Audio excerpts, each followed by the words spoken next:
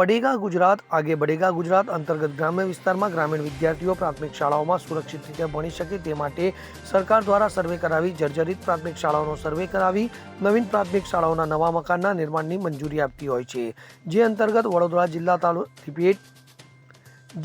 વડોદરા જિલ્લાના સાવલી તાલુકાના સરદારપુરા ગામે સરકાર દ્વારા મંજૂરી આપેલ નવીન શાળાનું નિર્માણ કાર્ય ચાલી રહ્યું હતું, જે આજરોજ ગ્રામજનો દ્વારા સામૂહિક સ્થળ કાર્યનું નિરીક્ષણ કરતા સરદારપુરા ગામે નિર્માણાધીન નવીન પ્રાથમિક શાળાના બાંધકામમાં ઇજારદાર દ્વારા હલકી કક્ષાનું મટીરીયલ વાપર્યું હોવાનો આક્ષેપ કરી નિર્માણ કાર્ય અટકાવવામાં આવ્યું હતું. તો સરપંચ અને ગ્રામજનો દ્વારા આ બાબતની જાણ અગાઉ પણ નવીન નિર્માણ થતી શાળાના કોન્ટ્રાક્ટરને પણ કરવામાં આવી હતી. તો કોન્ટ્રાક્ટર દ્વારા સરપંચ અને ગ્રામજનોને જણાવવામાં આવ્યું હતું કે ફરી વખત આવું મટીરીયલ આવશે નહીં.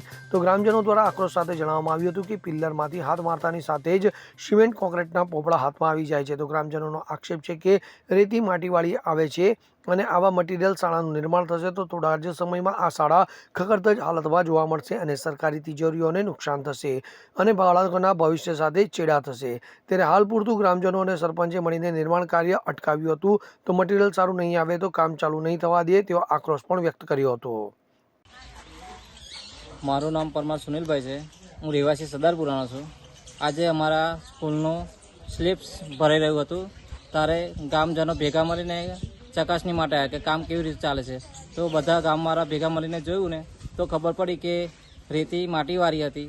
તો નહીં ચલો એવું કીધું હતું. તો પહેલાં બી આવું થયું હતું કે જ્યારે પાયાનું કામ હતું ત્યારે રેતી સારી ગુણવત્તાવાળી નથી. હવે પછી પણ આજે સ્લેબ વખત બી આવું થયું તો ગામજનોએ ભેગા મળીને કામની અટકાયત કરેલી છે. અને અમારું કહેવું એટલું જ છે કે અમારા ગામમાં સ્કૂલમાં સારી ગુણવત્તાવાળું મટીરિયલ વપરાવવું જોઈએ. અને અત્યારે હાલમાં અહીંયા આગળ કોઈ કોન્ટ્રાક્ટર કે એન્જિનિયર કોઈ હાજર છે નહીં, ફક્ત ગામજનો છે. કોઈ સરપંચને તમે જાણ કરી હતી? હા, અમે બધા સરપંચને બી જાણકારી આપી દીધી છે.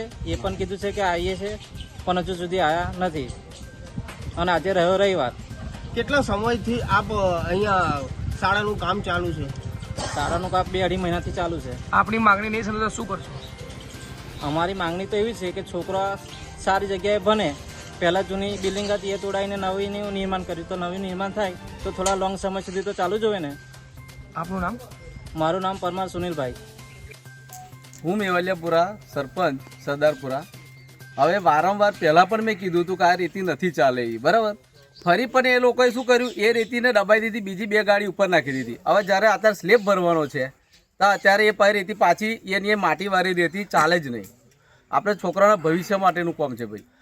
આપ કોન્ટ્રાક્ટરને કોઈ વાતચીત કરી ખરી કે આ રેતી બાબતે જાણ કરી ખરી? વારંવાર 4 વાર જણાવ્યું. એમના જે કમલેશભાઈ છે ને એમણે 4 વાર જણાવ્યું કે કયો વાંધો ને બદલી કાઢીશું. તમારા એક જગાનો અભાવ, એટલે જગાનો અભાવ છે પણ એને તમે માટીવાળી રેતી અહીંથી હટાવી લો બરાબર અને બીજી નાખો. ભલે જગાનો અભાવ તો છે, એ તો જાણે જ છે બધા, પણ આપણે એ રેતી અહીંથી હટાવી લો ભાઈ, જગા થઈ જાય ને. માટીવાળી રેતી લઈ જાય અને બીજી સારી બોડેલીથી લાવે તો સારું ના કહેવાય. કોઈ જગ્યાએ રજૂઆત કરવાના છે? રજૂઆત તો ભાઈ આ નહીં કરે, રેતી નહીં બદલે તો ભાઈ આગળ કરીશું અમે. આપનું નામ? અલ્પેશભાઈ. ઇકબાલ લુહાર સાથે CN24 ન્યૂઝ સાવલી. હવે જુઓ દેશ દુનિયાની તમામ ખબરો તમારી આંગળીના ટેરવે. ઉઠાવો મોબાઈલ અને Google Play Store પરથી ડાઉનલોડ કરો અમારી CN24 ન્યૂઝ મોબાઈલ એપ.